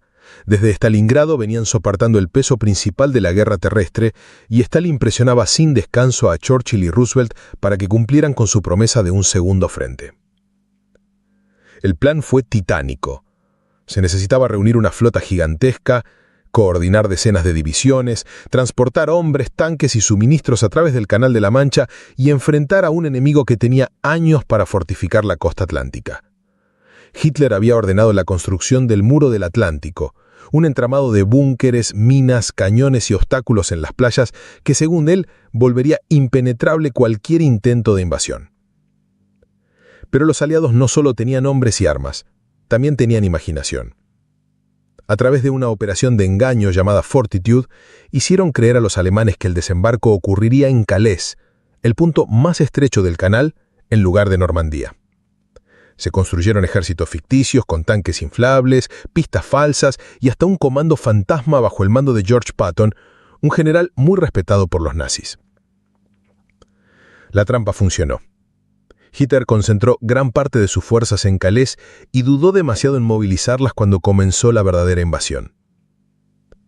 El 6 de junio, conocido desde entonces como el Día D, más de 150.000 soldados aliados cruzaron el Canal de la Mancha en la Operación Overlord. La madrugada fue un infierno. El mar embravecido, las defensas alemanas, el fuego de ametralladoras desde los acantilados, todo parecía conspirar contra los invasores. En playas como Omaha, los norteamericanos sufrieron pérdidas masivas, con oleadas enteras aniquiladas antes de tocar la arena. Sin embargo, la marea humana no se detuvo.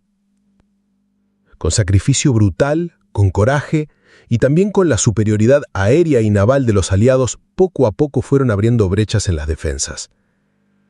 Al caer la noche, los aliados habían asegurado una cabeza de playa. Fue el inicio de la mayor operación anfibia de la historia y el comienzo del fin del Tercer Reich. Desde Normandía, en cuestión de semanas, comenzaron a fluir millones de hombres y toneladas de suministros. París sería liberado en agosto y pronto el frente occidental avanzaba hacia el mismo corazón de Alemania. Para Hitler, Normandía fue un golpe casi tan devastador como Stalingrado. Ahora debía enfrentar una guerra en dos frentes. Los soviéticos avanzaban implacables desde el este y los aliados occidentales empujaban desde el oeste. El Reich, que en 1941 parecía destinado a dominar toda Europa, se veía cercado, reducido, condenado. Lo que comenzó en las arenas de África y culminó en las playas de Normandía marcó el cambio irreversible en el rumbo de la guerra. El mito de la supremacía nazi había sido quebrado no solo en las estepas soviéticas, sino también en los mares y playas del oeste. Desde entonces, la pregunta ya no era si Alemania perdería, sino cuánto resistiría antes del colapso final.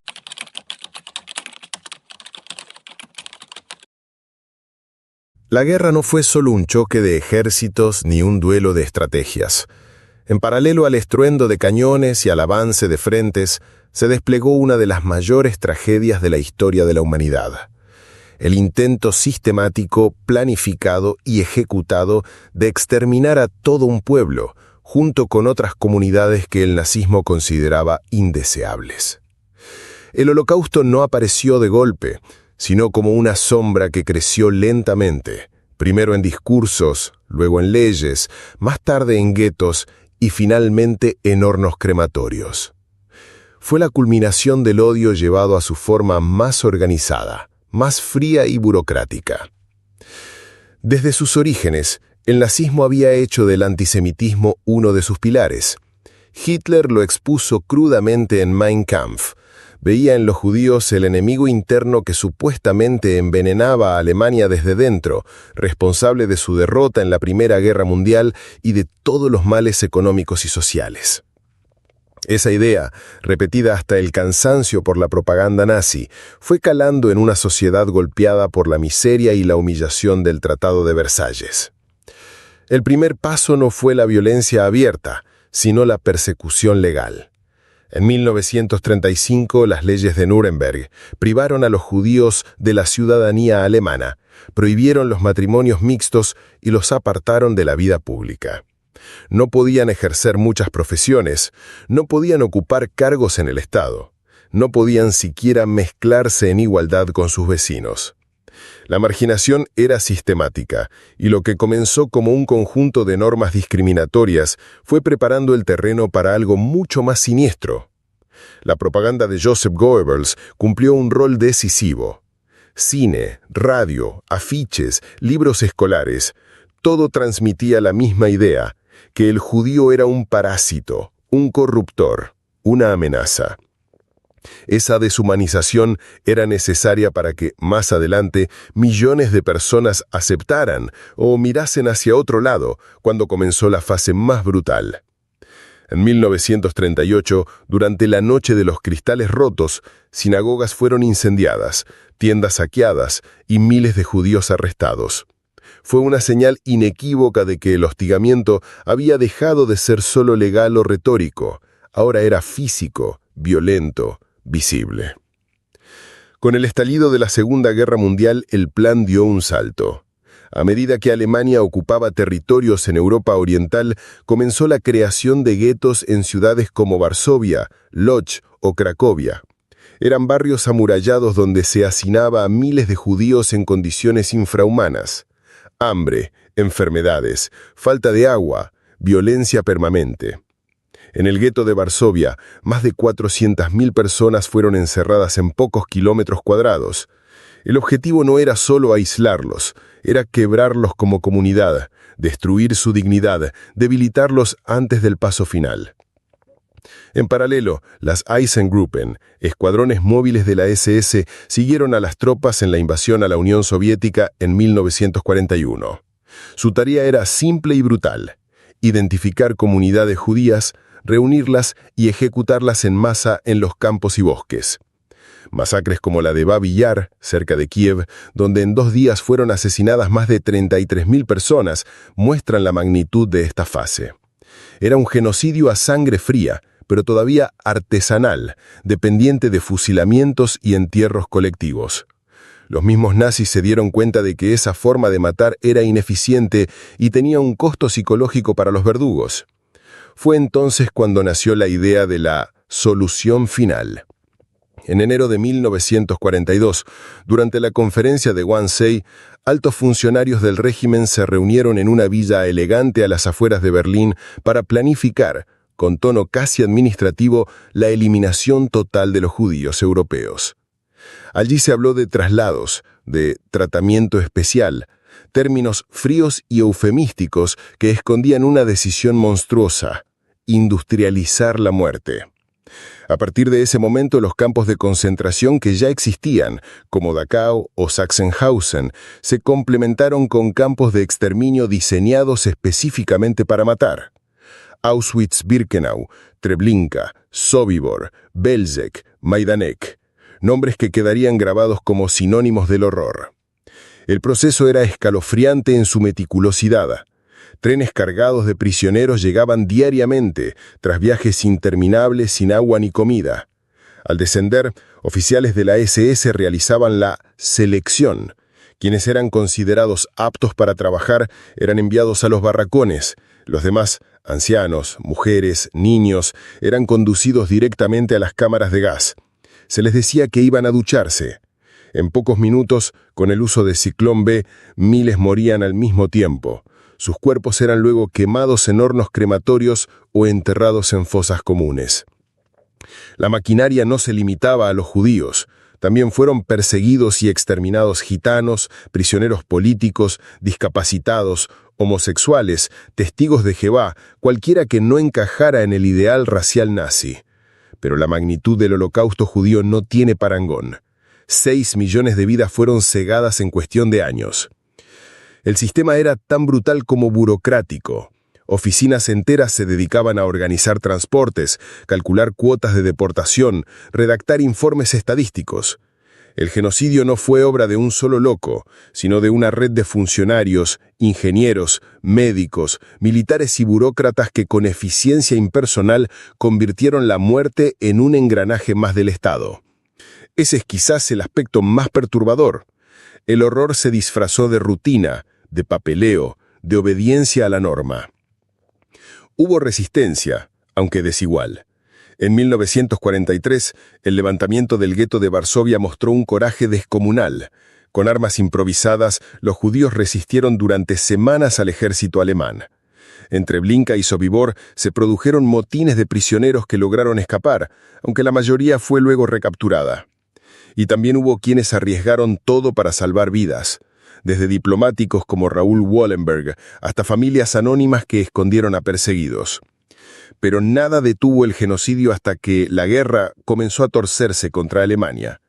Cuando los soviéticos avanzaban desde el este y los aliados desde el oeste, las SS intentaron borrar las huellas de su crimen. Dinamitaron cámaras de gas, quemaron archivos, evacuaron prisioneros en las llamadas marchas de la muerte. Aún así, cuando los ejércitos aliados liberaron los campos en 1945, encontraron un infierno de cadáveres apilados, sobrevivientes esqueléticos y pruebas irrefutables de la magnitud del crimen. El Holocausto dejó cicatrices imborrables, no solo en el pueblo judío, sino en toda la humanidad. Mostró hasta dónde puede llegar el odio cuando se combina con la obediencia ciega, la propaganda y la indiferencia. No fue solo un capítulo de la Segunda Guerra Mundial, fue un abismo moral, un recordatorio de lo que ocurre cuando la dignidad humana se convierte en un número en una lista, en una estadística que alguien archiva en un cajón.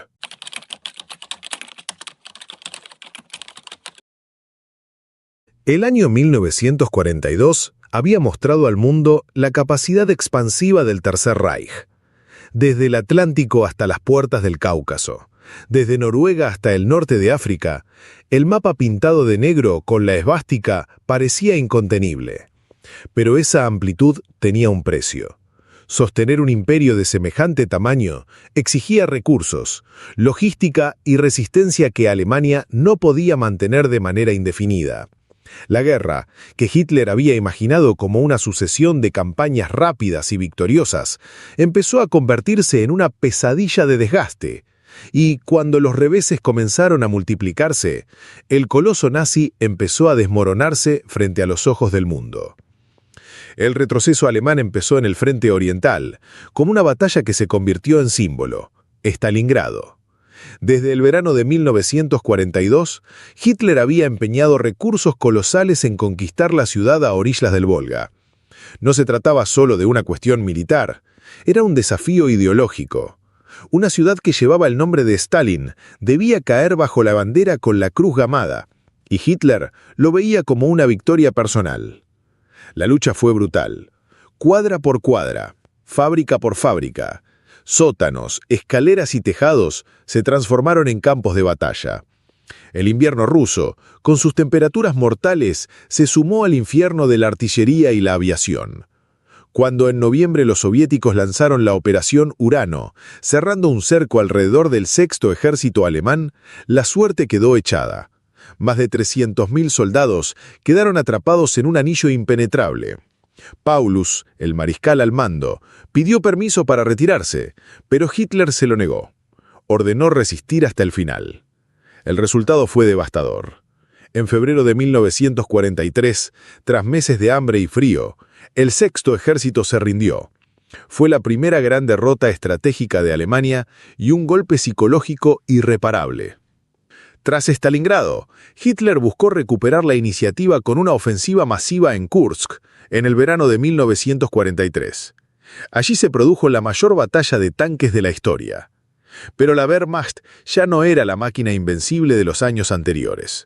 La industria soviética, trasladada a los Urales, producía más armas y más tanques que Alemania. Además, los aliados occidentales empezaban a presionar con bombardeos aéreos constantes sobre las ciudades y fábricas del Reich. El fracaso en Kursk confirmó que la guerra relámpago había quedado atrás. Alemania estaba condenada a una guerra larga, que no podía ganar. Mientras tanto, en el norte de África, otro frente se derrumbaba. El zorro del desierto, Erwin Rommel, había conseguido durante meses mantener en jaque a los británicos. Pero la batalla de El Alamein, en octubre de 1942, cambió el panorama. Montgomery, al mando de los británicos, logró frenar y luego hacer retroceder al Afrika Korps. Cuando los estadounidenses desembarcaron en Marruecos y Argelia durante la Operación Torch, el destino de las fuerzas alemanas en África quedó sellado. En mayo de 1943, más de 250.000 soldados del Eje se rindieron en Túnez. África estaba perdida, y con ella, el acceso al Mediterráneo quedó cada vez más controlado por los aliados. El siguiente golpe llegó en el sur de Europa. Tras la victoria en África, los aliados decidieron atacar el vientre blando del continente, Italia. En julio de 1943, la invasión de Sicilia forzó la caída de Mussolini. El Gran Consejo Fascista lo destituyó, y el rey Víctor Manuel III ordenó su arresto. Aunque los alemanes lograron rescatarlo y mantenerlo como líder de un régimen títere en el norte, Italia, como potencia bélica, había desaparecido. La invasión aliada al continente italiano en septiembre de 1943 se transformó en una guerra lenta y sangrienta, con los alemanes defendiendo línea tras línea en un terreno montañoso que le favorecía. Pero solo el hecho de que la península estuviera en guerra significaba que Alemania debía dispersar más recursos, mientras la presión aumentaba en todos los frentes. Si en 1940 la Luftwaffe había dominado los cielos de Europa, en 1943 y 1944 la situación era la inversa. Los bombarderos británicos y estadounidenses atacaban de día y de noche, reduciendo a ruinas ciudades enteras como Hamburgo, Dresden y Berlín. Las fábricas de armamento, las vías férreas, los puertos, todo era objetivo. La Luftwaffe intentó responder, pero la producción no alcanzaba, y los pilotos experimentados eran reemplazados por jóvenes sin experiencia. El cielo, que había sido un orgullo nazi, se convirtió en otro frente perdido. El 6 de junio de 1944, el día D, marcó un nuevo giro irreversible. Las playas de Normandía vieron llegar a cientos de miles de soldados aliados en la mayor operación anfibia de la historia. Hitler había confiado en su muro atlántico, una línea de fortificaciones a lo largo de la costa francesa. Pero la magnitud de la invasión superó cualquier defensa. Una vez consolidada la cabeza de playa, la maquinaria aliada empezó a avanzar, liberando París en agosto y empujando a los alemanes hacia el este. El oeste de Europa se transformó en un frente adicional que Alemania no podía contener. La Wehrmacht intentó un último contraataque en las Ardenas en diciembre de 1944, la llamada Batalla de las Ardenas. Fue una ofensiva desesperada, con cierta sorpresa inicial, pero pronto se agotó. El fracaso dejó claro que Alemania había agotado su capacidad ofensiva. Mientras tanto, en el frente oriental, la operación Bagration en junio de 1944 fue una catástrofe para el Reich. El Ejército Rojo lanzó una ofensiva colosal que destruyó al grupo de ejército centro-alemán. Sucedieron de cientos de miles de soldados fueron aniquilados o capturados. Bielorrusia quedó liberada y el camino hacia Polonia quedó abierto. A partir de entonces, la marcha soviética hacia Berlín se volvió imparable.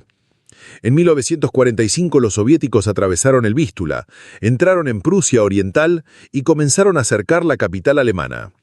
El Reich, que había soñado con conquistar Moscú, ahora veía las tropas rojas a las puertas de su propio corazón. En el interior, Alemania se hundía. La economía estaba colapsada, el racionamiento era extremo y las ciudades eran montones de ruinas. Millones de refugiados huían del este, escapando del avance soviético.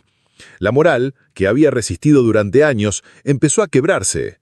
Sin embargo, el régimen se aferraba a una retórica absurda de resistencia total. Goebbels llamaba a luchar hasta el último hombre, mientras Hitler, cada vez más aislado en su búnker, se negaba a admitir la derrota. El aparato represivo seguía funcionando, desertores ejecutados, opositores eliminados, miedo en cada esquina.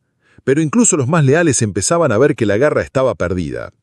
El intento de golpe interno del 20 de julio de 1944, con el atentado contra Hitler, mostró que sectores de la Wehrmacht ya no confiaban en el Führer. El fracaso del complot solo reforzó la paranoia del dictador, que respondió con más purgas. En abril de 1945 los soviéticos lanzaron la batalla de Berlín. Más de 2 millones de soldados avanzaron sobre la capital alemana, mientras los aliados desde el oeste cruzaban el Rin. La ciudad se transformó en un campo de batalla. Cada calle, cada edificio era defendido por lo que quedaba de la Wehrmacht, las SS, la Hitlerjugend e incluso ancianos y niños armados en milicias improvisadas. La derrota total era inminente. Hitler, encerrado en el búnker de la Cancillería, daba órdenes a ejércitos que ya no existían. El 30 de abril de 1945, incapaz de aceptar la rendición, se suicidó junto a Eva Braun. Goebbels lo siguió al día siguiente. El 8 de mayo, Alemania firmó la rendición incondicional. El Reich de los 1000 años había durado apenas 12. La caída de Alemania fue un proceso acumulativo, derrota tras derrota, frente tras frente, hasta el derrumbe completo. Fue, como pocas veces en la historia, la prueba de que ningún régimen basado en la violencia absoluta y la ambición desmedida puede sostenerse para siempre.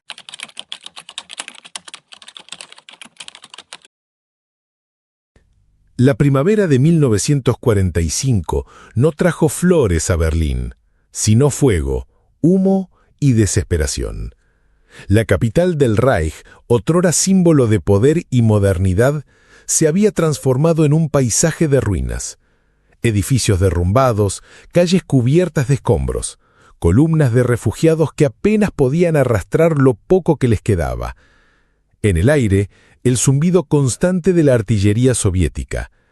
Berlín ya no era una ciudad, era un campo de batalla. En el centro de aquel infierno, bajo los jardines de la Cancillería del Reich, un refugio subterráneo se convirtió en la tumba política del nazismo. El Führerbunker, como lo llamaban, no era más que un entramado de pasillos estrechos, techos bajos y habitaciones sofocantes, construido para resistir los bombardeos.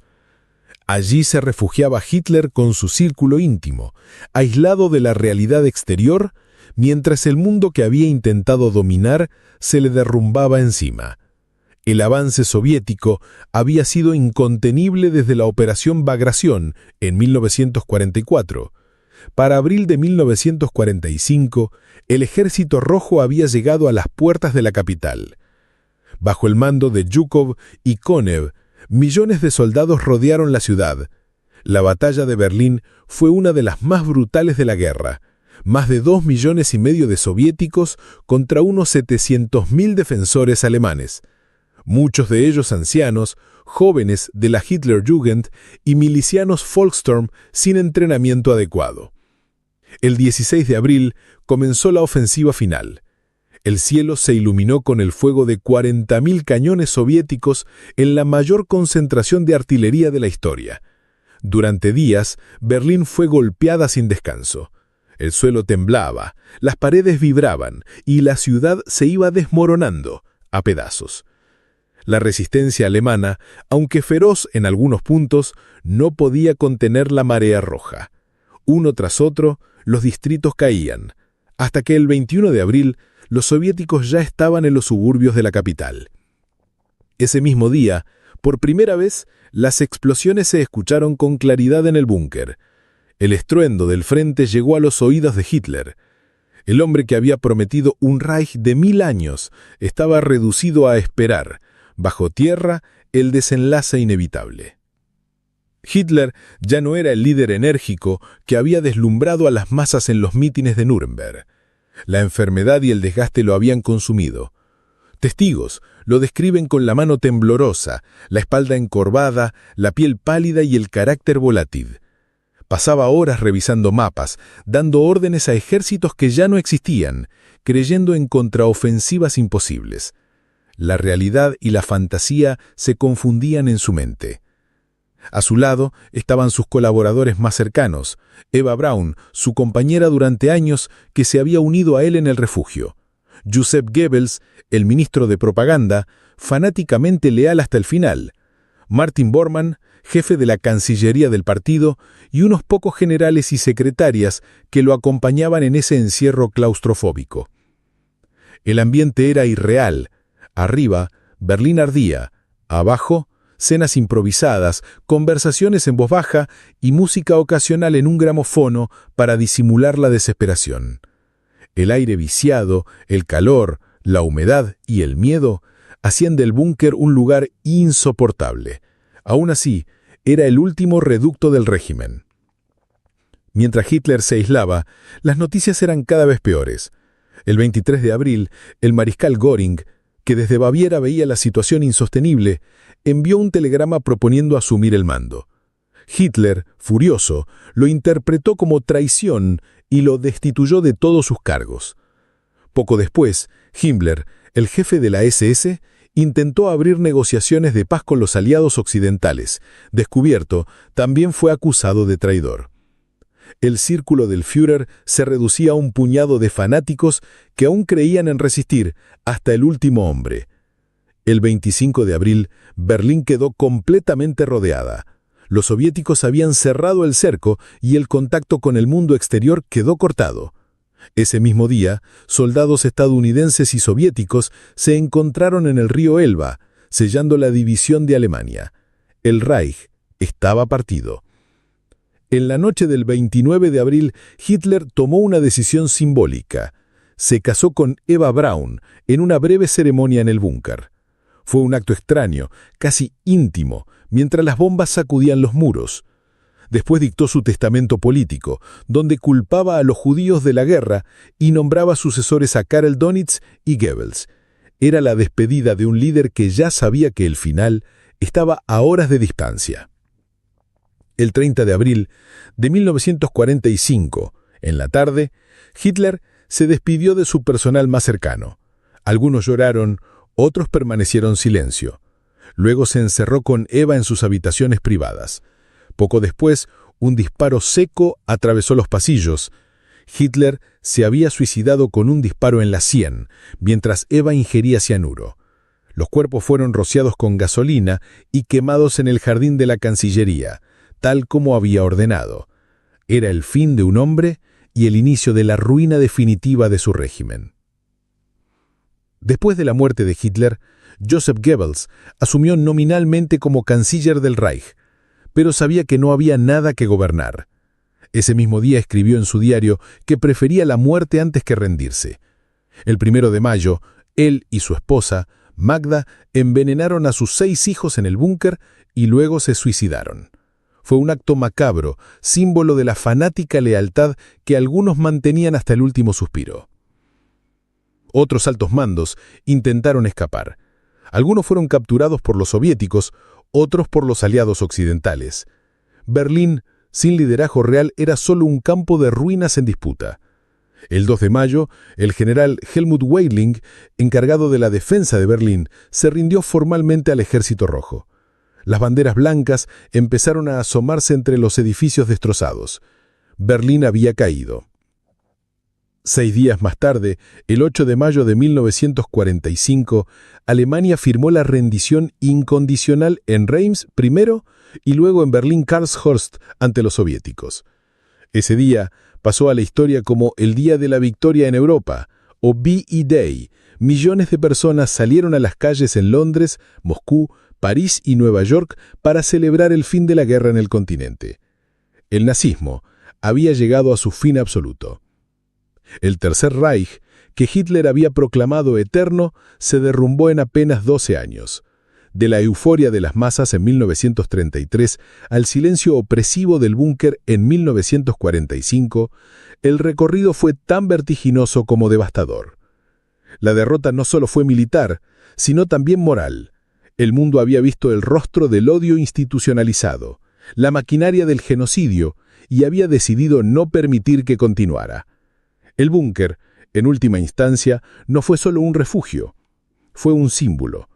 Un lugar donde se concentró el final de una ideología basada en el fanatismo, la violencia y la negación de la realidad. Allí, bajo tierra, se apagó para siempre el sueño delirante de un Reich de 1000 años.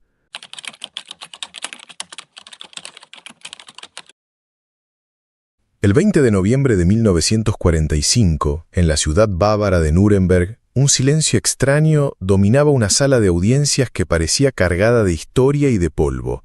Allí, donde años atrás los nazis habían celebrado congresos multitudinarios con estandartes rojos y antorchas flameando como lenguas de fuego, se erigía ahora un escenario opuesto, un tribunal internacional dispuesto a juzgar no solo a unos hombres, sino a un régimen entero. La elección de la ciudad no fue casualidad, era un símbolo. Nuremberg había sido el altar del nazismo y se transformaba en su patíbulo. En los bancos de los acusados se sentaban 22 hombres, figuras que alguna vez habían gozado de poder absoluto, rodeados de aduladores, ejércitos y símbolos. Ahora estaban reducidos a sombras de sí mismos. Hermann Göring, el otrora todopoderoso jefe de la Luftwaffe, intentaba mantener cierta arrogancia, fumando con aire desafiante, como si el tribunal fuera una formalidad absurda. A su lado, Joachim von Ribbentrop, canciller del Reich, miraba con ojos apagados. Había militares, ministros, ideólogos y burócratas de la maquinaria nazi. Faltaba uno, Adolf Hitler. El Führer había elegido escapar del juicio final con un disparo en su búnker de Berlín. Faltaban también Heinrich Himmler, que se envenenó tras ser capturado, y Joseph Goebbels, que arrastró a su familia al suicidio colectivo. El tribunal juzgaba a los sobrevivientes, pero en ellos se proyectaba la sombra de todo un sistema. Lo novedoso de aquel proceso no era solo que se juzgaba personas, sino que por primera vez en la historia se acuñaban conceptos que marcarían un antes y un después. Crímenes de guerra, crímenes contra la paz y, sobre todo, crímenes contra la humanidad. Este último término nació allí, en esas audiencias, para intentar nombrar lo innombrable, el genocidio planificado de millones de personas. El Holocausto, con sus cámaras de gas y hornos crematorios, no podía quedar registrado como una simple atrocidad más en la lista de los conflictos humanos. Requería una categoría nueva. Los fiscales sabían que no bastaba con demostrar que Alemania había iniciado una guerra agresiva, ni que se habían cometido atrocidades en el fragor del combate. Lo que estaba en juego era algo más profundo: el carácter sistemático y burocrático del mal. Documentos, filmaciones y testimonios exhibieron cómo el régimen había transformado la administración del Estado en una maquinaria de exterminio.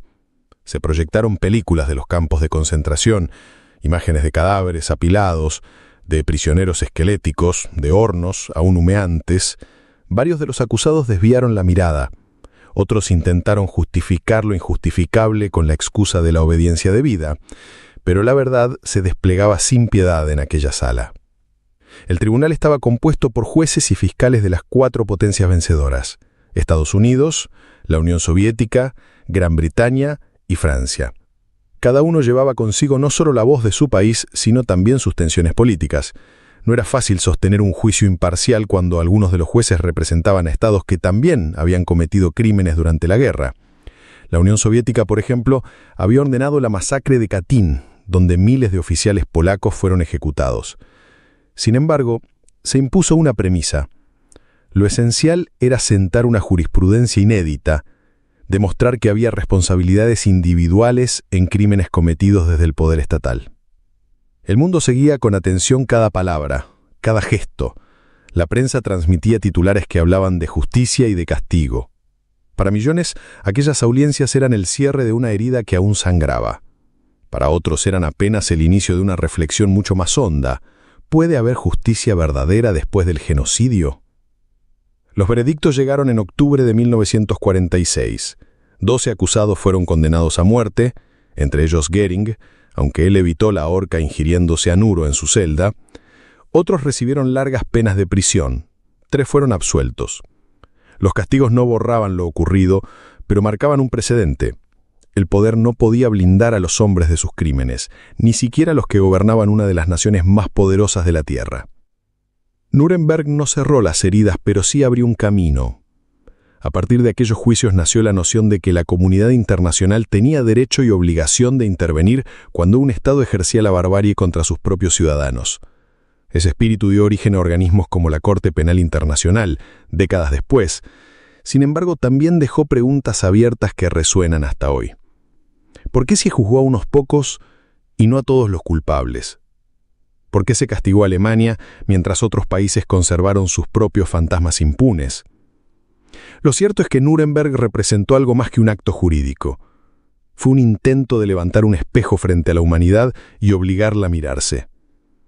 La modernidad, que había prometido progreso, industria y razón, también había producido Auschwitz. El horror no era un accidente medieval, era hijo del siglo XX, de su ciencia y de su técnica. El tribunal no acusaba a unos hombres, sino a una civilización entera que había permitido que el odio se transformara en política de Estado. Al recorrer los archivos de Nuremberg, se encuentra con un detalle que lo resume todo. Entre las pruebas documentales se registraron hasta los últimos memos administrativos del régimen. Cartas, órdenes firmadas, facturas de transporte hacia los campos. La burocracia alemana había dejado constancia meticulosa de su propia barbarie. Era la prueba definitiva de que el mal no siempre se presenta con rostro monstruoso, a veces se disfraza de sello, uniforme y papel membretado. El cierre de aquellos juicios fue un intento de clausurar el capítulo más oscuro de la modernidad. Sin embargo, no era un cierre definitivo, sino un llamado de atención. El siglo XX avanzaría con nuevas guerras, genocidios y limpiezas étnicas, pero cada vez que se invocó la expresión crímenes contra la humanidad, la voz de Nuremberg resonó como advertencia y como brújula moral. El nazismo había caído con estrépito y su líder se había suicidado en un búnker de Berlín. Pero la humanidad no podía quedarse con esa imagen como única lección.